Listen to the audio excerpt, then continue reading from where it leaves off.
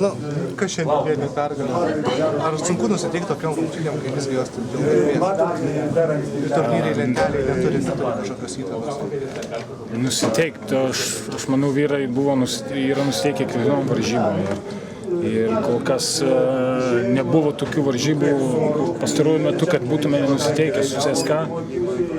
Buvom tikrai nusivedę ir dabar ir tikrai esam dirbom, stengiamės ir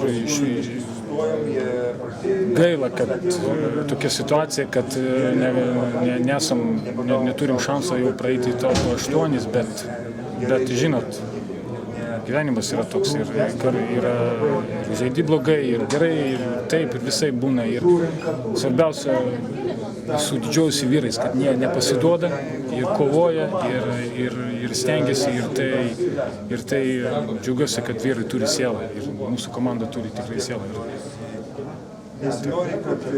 Rimantai, girdėjom, kaip po 2 kėlinių labai garsiai trenerių šaukė rūbinėje. Dėl ko labiausiai pyko visai? Dėl to, kad mes leidom jiem daug atkovot kamuolių puolime. Ir žodžiu, tą dalyką pataisėm ir sutvarkėm tą truputėlį. Bet tai čia yra mūsų silpnybė. Tai yra neatkovoti kamuoliai, leidžiam jiem nusimti. Tai yra ne tik šios varžybos, bet daugumoje Eurolygos varžybų, kad mūsų atkovoti kamuoliai gynyboje yra tikrai prasta situacija. Ar tiesa, kad čia pastarosiom dienom gavote kažkiek pinigų dalį? Be komentarų.